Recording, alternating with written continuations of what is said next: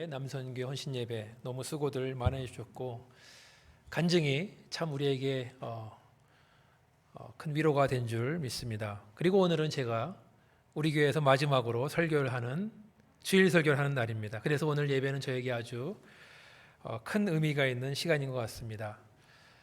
오늘 남선교 헌신 예배 하나님 주신 말씀을 통해서 우리 아버지들 남성교원들 모두 용기와 격려를 받는 시간 되시기를 주님의 이름으로 축원합니다.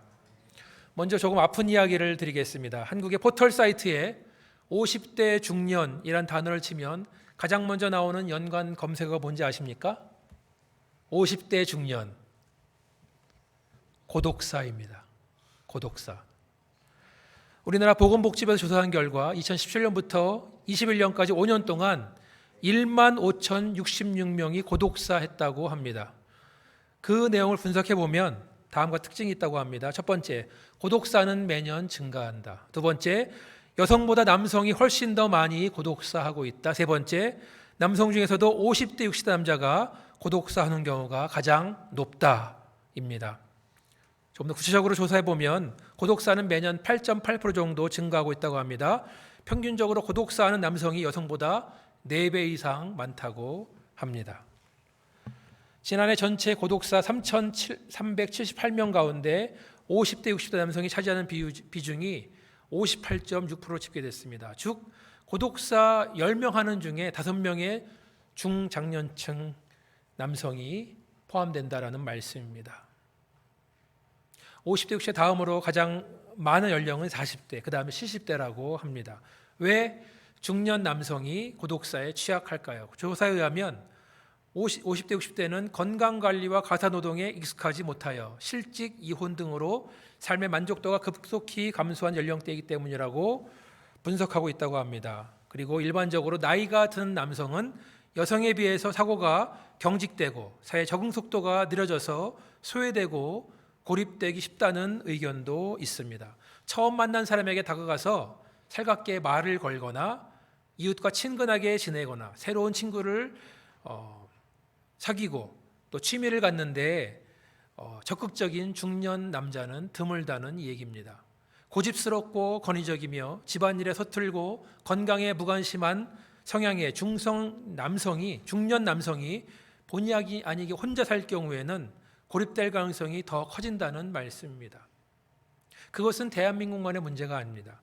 전통적인 가족제대가 해체되고 고령 후에 1인 가구가 늘어나는 대부분의 국가에서 비슷한 현상이 일어나고 있습니다. 특별히 코로나19 팬데믹 이후 일하고 먹고 노는 것을 혼자 해결하는 사람이 늘었다는 사실이 고독사와 연관됐다는 분석도 있습니다. 대표적인 나라가 바로 일본입니다. 일본은 지방자치제별로 고독사 통계를 집계하는데 매년 3만 명 정도가 고독사하는 것으로 추정된다고 합니다. 그래서 일본 내각은 지난해 고립 담당 장관을 임명해서 고령과 자살 증가 문제와 함께 지역사회 중심의 안전망을 구축하고 있다고 합니다. 영국은 이미 2018년에 정부에서 고독부 Ministry of Loneliness를 설치해서 고독사 문제를 대처하고 있다고 합니다. 물론 우리가 살고 있는 미국은 한국과의 상황과 조금 다를 수 있습니다. 그러나 많은 사람들이 고독하고 외롭다는 것, 특별히 오늘 아버지의 날을 맞이해서 많은 아버지들이 이렇게 힘든 상황 속에 있다는 것을 보면서 우리가 더욱더 적극적으로 전도해야 된다는 이유를 찾게 됩니다. 남자는 강해 보인다 할지라도 실제로는 매우 연약한 존재입니다.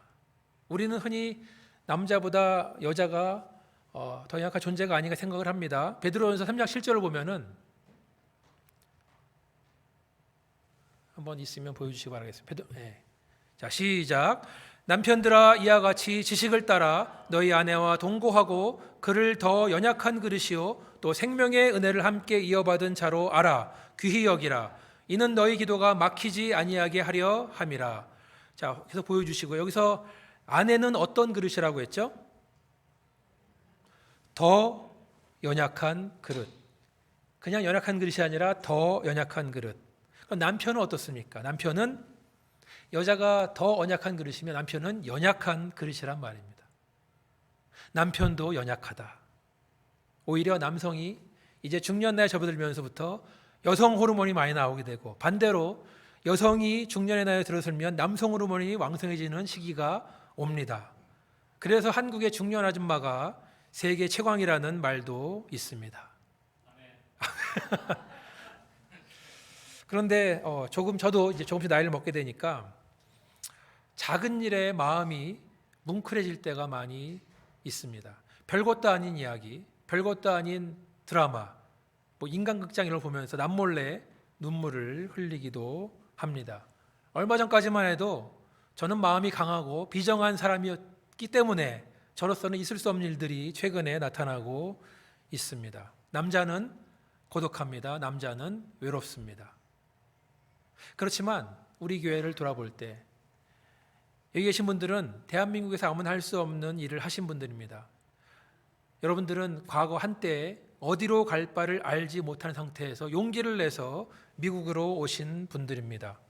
어떤 분들은 70년대, 어떤 분들은 80년대, 90년대, 2000년대 각각 미국 땅에 오실 때 정말로 각오를 단단히 하고 하나님께 열심히 기도하고 결정을 내린 줄 믿습니다. 제가 2015년 애리조나에 오기 전까지만 해도 우리 가족은 미국에서 1년만 있다가 돌아갈 계획이었습니다. 그래서 온 가족이 자동차로 여행을 한 적이 많이 있습니다. 아이들이 어렸을 때 아이들이 자동차 뒷자리에 앉아서 간식을 먹든지 음악을 듣든지 게임을 하면서 아무런 걱정 없이 여행을 합니다. 그렇지만 운전을 하는 아버지는 가족을 위해서, 안전을 위해서 여행 계획을 세우고 그날 밤 지낸 곳을 계획하고 먹을 곳, 주유할 곳, 화장실 등등을 고려하면서 운전을 하고 나갑니다. 아마 여러분들도 미국에서 장거리 운전 여행하면서 경험이 있을 것입니다. 앞에서 운전하는 아버지는 쏟아지는 졸음을 쫓기 위해서 자기 뺨을 때려가며 두 눈을 부릅뜨고 운전하지만 아이들은 아무런 걱정 없이 잠을 자고 또 불평도 하면서 언제 가냐 하면서 여행을 따라옵니다. 물론 잠을 잘 자는 가족 중에는 제 옆에서 자고 있는 아내도 포함됩니다. 그러나 옆에 앉아 있는 것만으로도 피곤하다는 말로 늘 항변을 하곤 합니다. 아이들에게는 절대적인 아버지를 향한 믿음이 있습니다. 아버지가 우리를 때에 따라 먹여주고 또 좋은 데서 재워주고 또 재밌는 곳에 데려줄 것이라고 생각을 합니다. 저는 이 그림이야말로 한 아버지의 모습, 가장의 모습을 그려주는 그림이라고 생각합니다. 세상의 모든 아버지들은 자기의 가족, 식구들을 먹여 살리기 위해서 열심히 살고 있습니다. 그래서 세상에서 직업을 가져야 됩니다. 돈을 벌어서 아이들을 먹이고 입히고 공부를 시켜야 됩니다. 그렇게 세상에서 직업을 가지다 보면 어느새 세상의 철학, 세상의 문화, 세상에서 성공하는 원칙들에 젖어들기 마련입니다. 그뿐 아니라 세상의 유혹, 유흥, 탐욕, 욕망 등에 노출되어 있고 때로는 흔들리기도 합니다. 아까 남자는 남몰래 흐르는 눈물을 흘린다 그랬었는데 우리는 남몰래 하나님께 드리는 기도를 매일 하고 있습니다. 그렇게 하나님께 매달려야지만이 한 집의 가장인 아버지가, 아내가, 그리고 아이들이 세상에서 하나님을 기쁘시게 하는 삶을 살 수 있는 줄 믿습니다. 그런데 여러분, 하나님께서는 단순히 가족들에게 먹을 것, 입을 것, 살 집을 공급하기 위해서 아버지를 부르신 것이 아닙니다. 아버지는 한 가정의 제사장으로서 가족에게 영적인 공급, 하나님의 축복의 통로가 되어야 될 거룩한 책임이 있다는 말씀입니다. 물론 세상에는 어떤 아버지는 가족을 돌보지 않거나 가족을 버리고 떠난 사람도 있습니다. 우리는 그런 사람을 인간 같지 않은 X라고 말을 합니다. 그러나 아버지라면 가족들에게 그러한 육신의 필요를 위한 공급보다 더 중요한 영적인 공급이 필요하다는 말씀입니다. 우리가 흔히 기독교를 생각하면 서양 중심의, 개인 중심의 신앙이라고 생각을 합니다. 개인이 믿어야지. 그러나 엄밀히 말해서 예수님이 오셨던 2000년 전에 이스라엘은 서양적이보다는 오히려 동양적인 문화와 정서가 있었습니다.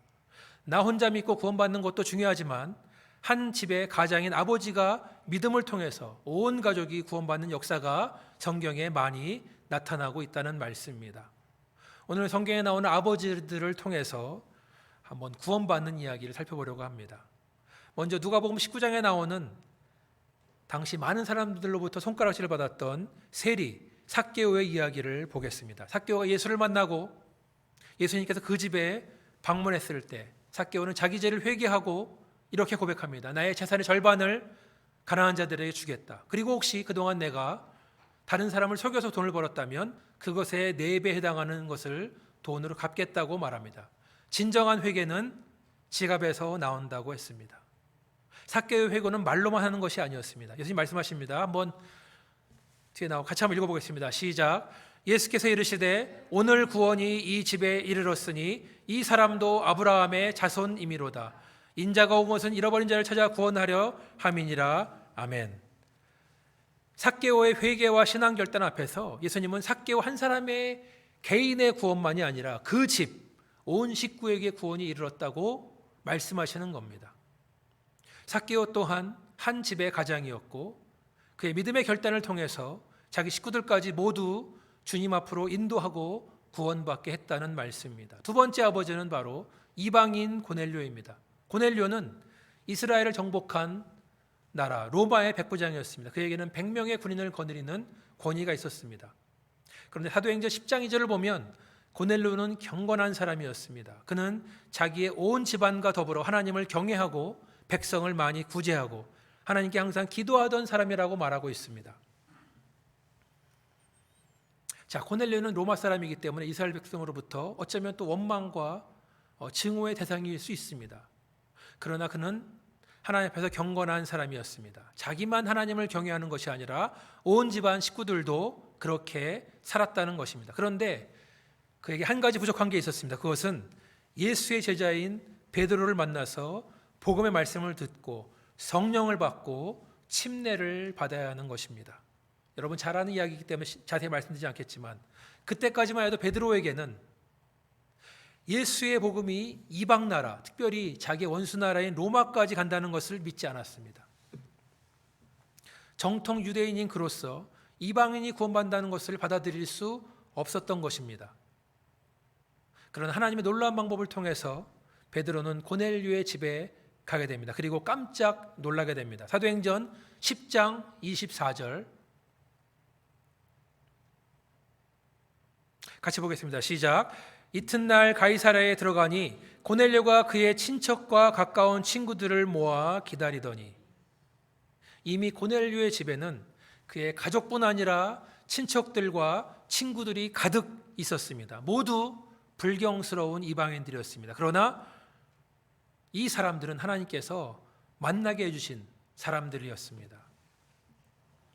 고넬료는 자기 자신, 자기의 식구들뿐 아니라 자기의 친척들과 친구들에게도 영적인 영향력을 끼치던 사람이었습니다. 그리고 베드로가 설교했을 때 그 말씀을 듣는 모든 사람들에게 성령이 임했다는 것입니다. 그리고 베드로는 주저하지 않고 그날 구원받은 사람들에게 침례를 베푸는 것을 보게 됩니다. 여러분의 은혜로 총회를 잘 다녀왔습니다. 이번 총회를 통해서 좋은 분들을 많이 만날 수 있었습니다. 그 중에 저의 오랜 친구인 선교사 한 부부를 만나서 교제를 많이 했습니다. 이 선교사님은 10여 년 전에 처음에는 시리아에서 활동을 했습니다. 그러다가 시리아 내전 때문에 그 이후에는 요르단으로 옮기게 됩니다. 왜 요르단으로 갔는가? 많은 시리아 난민들이 요르단에서 차려놓은 난민 캠프로 왔기 때문에 그는 요르단으로 갔습니다. 그러다가 이 선교사님은 시리아 난민들이 자기 나라를 탈출해서 유럽으로 가는 길, 어떤 사람은 배를 타고 가고 어떤 사람은 걸어가기도 하고 어떤 사람은 기차를 타기도 하고 많은 사람이 죽기도 하는 그 행렬을 취재하기 위해서 따라갑니다. 그러다가 독일의 남부 도시에 도착을 하는데 거기서 10여 년 전에 시리아에서 만났던 형제를 만나게 됩니다. 그리고 이 선교사님은 내가 독일에서 선교 활동을 해야겠다. 그런 다음에 교회를 시작합니다. 이 선교사님이 10년 동안 350명에게 아랍어로 복음을 전했습니다. 그런데 단 한 명도 돌아오지 않았다고 합니다. 어떤 형제는 3년 동안 열심히 공을 들여서 드디어 예수 믿고 침례를 받겠다. 오늘 아침에 와야 되는데 막상 그날 도착하지 않습니다. 3년 동안 전화 걸면 항상 달려가지고 항상 도와주고 성경을 가르치고 다 내줬는데 그날 연락을 끊고 사라진 것입니다. 그렇지만 하나님의 은혜로 지금은 30-40명의 아랍 사람들이 그 교회를 다니고 있다고 합니다. 근데 제가 드릴 말씀은 그 다음 말씀, 더 중요한 말씀입니다. 선교사님이 고백하시기를 자기 교회에 나온 아랍 사람들 가운데 70% 이상이 환상 중에 예수님을 만났다는 겁니다. 자기가 설교를 잘해서 구원받은 것이 아니라 어떤 사람은 생생한 꿈을 통해서 예수를 만나고, 어떤 사람은 설거지하다가 예수를 만나고, 어떤 사람은 길을 가다가 예수님을 만났다는 경험을 했다는 겁니다. 그래서 자기는 그 사람들을 만나서 말씀을 전해주니까 이미 하나님께서 그들에게 작업을 해놨다, 그냥 말씀을 받아들이다는 말씀입니다. 그래서 선교는 내가 하는 것이 아니라 하나님이 하시는 것이고, 나는 그냥 명령하신 대로 말씀을 가지고 전하기만 하는 것이구나를 깨달았다고 합니다. 저 여러분, 용기를 가지고 믿음으로 복음을 전해야 하는 이유인 줄 믿습니다. 우리 힘으로 하는 것이 아니라 하나님이 하십니다. 우리가 할 일은 그저 말씀을 전하기만 하면 됩니다. 물론 선교사님이 350명에게 퇴짜를 당한 것처럼 그런 마음의 준비는 하고 있어야죠. 그렇지만 하나님께서 하나님의 때에 하나님의 방법으로 다 하시는 줄 믿습니다. 아버지가 결단하고 믿을 때 그의 가족들은 이미 하나님께서 마음을 준비시켜 놓는다는 말씀입니다. 그래서 사격에 믿었을 때 그의 집에 구원이 이르렀고, 고넬료가 믿었을 때 그 집뿐 아니라 친척들과 친구들까지도 믿게 된 줄 믿습니다. 중요한 것은 누군가는 말씀을 전해야 한다는 것입니다. 아이들은 영원히 기다려주지 않습니다. 시간은 빨리 지나갑니다. 기회는 항상 있는 것이 아닙니다. 아마도 자녀를 키워분들은 잘 아실 줄 믿습니다. 마지막으로 살펴볼 아버지는 바로 감옥의 간수입니다. 우리는 그 이름 알 수 없습니다. 그러나 그는 빌립보에 살았던 사람입니다. 사도행전 16장에서 바울과 실라는 빌립보에서 복음을 전하다가 한 귀신 들린 여자를 만나게 됩니다. 이 여자아이는 귀신 들린 채로 사람들에게 점을 쳐주는 아이인데, 악독한 주인들이 이 아이를 통해서 돈을 많이 벌고 있었습니다. 처음에는 바울도 이 귀신 들린 노예 소녀를 그냥 두려고 했어요. 왜냐하면 이 소녀의 주인들이 얼마나 악랄한지를 알았기 때문입니다. 그런데 이 소녀는 바울이 복음을 전하는 데마다 따라와서 소리를 지르고 방해를 하는 것입니다. 그래서 바울은 너무나 괴로워하다가 결국에는 예수의 이름으로 귀신을 쫓아냅니다. 귀신은 즉시 소녀로부터 나오게 됩니다. 문제는 이때부터 나옵니다. 그 소녀의 주인들이 이제는 소녀를 통해서 돈을 벌 수 없는 것을 안 다음에 바울과 실라를 고발한 것입니다. 빌립보의 관리들은 바울과 실라를 잡아들인 다음에 옷을 찢어버리고 매를 심하게 때립니다. 그런 다음에 감옥에 가둡니다. 이때 우리의 주인공, 이름을 모르는 간수가 등장합니다. 관리들은 간수에게 단단히 말해둡니다. 이 죄인들을 든든히 지켜라. 이것이 너의 임무다. 바울과 실라는 칠흑까지 어두운 감옥의 가장 깊은 곳에 갇히게 됩니다. 발에는 차코를 차서 도망갈 수 없고 문은 잠겨 있습니다. 감옥은 너무나 어둡고 축축하고 냄새나고 더러운 곳. 인간의 인권을 생각한다면 절대로 사람이 있을 수 없는 곳에 갇혀 있는 것입니다. 게다가 바울과 실라는 매를 너무나 많이 맞아서 온몸이 고통스러운 가운데 있습니다. 그러나 그들은 하나님께 기도하고 하나님을 찬양합니다. 그날 밤 많은 죄인들이 그들의 찬양을 들었습니다. 그때 놀라운 일이 생깁니다. 갑자기 지진이 일어나는 것입니다. 지진 때문에 그 옥이 흔들리고 문이 다 열리고 사람을 묶어놨던 착고가 다 풀려버립니다. 간수는 그때까지 잠을 자다가 놀라서 깨어납니다. 그리고 문이 열린 것을 보고 착고가 다 풀려있는 것을 보고 칼을 빼내서 자살하려고 합니다. 왜냐하면 그 당시 법에 의하면 만약에 죄수 감옥에서 도망치게 되면 간수가 대신 사형을 당해야 되는 것이기 때문입니다. 그가 죽이려고 하는 순간 어둠 속에서 소리가 들립니다. 바울이 큰 소리를 지릅니다. 내 몸을 상하지 말라. 우리가 다 여기 있다. 간수는 등불을 들고 감옥에 들어가서 아까 낮에 가두었던 바울과 실라를 확인합니다. 그리고 바울과 실라를 발견한 간수는 그 앞에 엎드립니다. 간수는 더 이상 바울과 실라를 감옥에 두지 않습니다. 그들을 밖으로 데리고 나옵니다. 그 다음에 그들에게 말하는 첫 번째 질문이 무엇입니까? 선생들이여, 내가 어떻게 하여야 구원을 받으리이까? 이때 바울은 아주 유명한 말씀을 합니다. 16장 31절, 주 예수를 믿으라. 그리하면 너와 내 집이 구원을 받으리라. 너와 내 집이 구원을 받으리라. 바울과 실라는 감옥에서 나오자마자 자기를 때리고 자기를 가두었던 간수와 그의 가족들 앞에서 복음을 증거합니다. 하나님이 지진을 일으켜 주시고 모든 문이 열게 해주시고 발에 묶여있는 착고를 풀게 해주신 것, 그것은 바울더러 도망치라고 한 것이 아니라 오히려 남아서 자기를 가둔 간수에게 복음을 전하라는 뜻이었던 것입니다. 아마 저 같으면 하나님이 풀어준 줄만 알고 도망쳤을 때인데, 바울은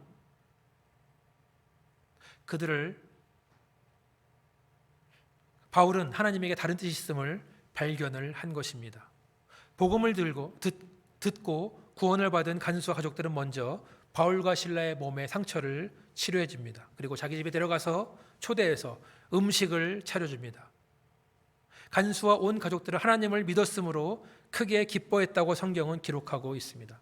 이러한 일들이 대낮에 열린 것이 아니라 한밤중에 예정되지 않았던 시간에 모두가 잠든 시간에 일어난 일입니다. 그 밤에 간수는 가족을 다 불러 모아서 음식을 차리고 말씀을 듣고 침례를 받고 함께 기뻐했던 것입니다. 간수의 모습을 보면서 아버지의 모습을 발견합니다. 이 사람도 한 가정의 아버지고 가장입니다. 그는 자기 식구를 먹여 살리기 위해서 열심히 일하는 사람이었습니다. 그리고 오늘 죄인들 바울과 실라를 단단히 가두라는 명령을 듣습니다. 그래서 명령대로 가장 깊은 곳에서 착고를 채우고 문을 잠가둡니다. 집에도 가지 않고 그날 밤 감옥에서 근무를 합니다. 그리고 바울과 실라가 기도하고 찬양할 때에는 아직까지 잠을 자고 있습니다. 그것은 그 영적 상태를 말해줍니다. 잠자고 있는 상태였습니다. 그러나 지진이 나서 깨어난 간수는 죄수가 사라진 것을 오해해서 자살하기로 결심합니다. 왜냐하면 내가 살아있으면 가족에게 피해가 갈까 봐 자결을 선택하는 것입니다. 그러나 그를 살린 바울의 음성, 내 몸을 상하게 하지 말라. 우리가 다 여기 있다. 그 음성이 인생을 바꾸고 그는 첫 질문으로 내가 어떻게 하여야 구원을 받겠습니까? 라고 묻는 것입니다.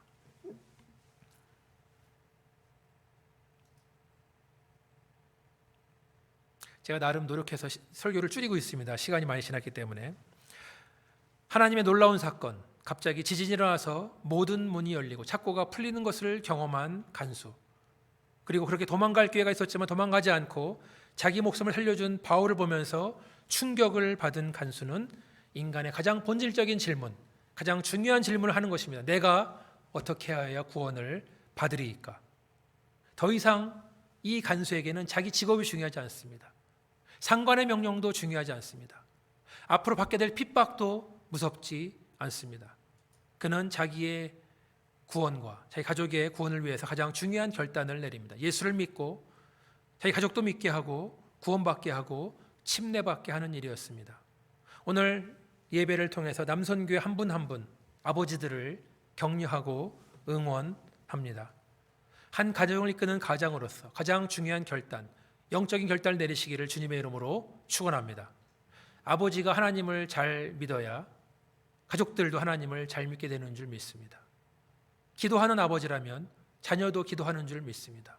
복음으로 사는 아버지라면 자녀도 복음으로 사는 자녀인 줄 믿으시면 아멘 하시기 바랍니다. 상부의 명령을 어기고 죄수를 풀어준 간수의 이야기는 어떻게 될 것인가?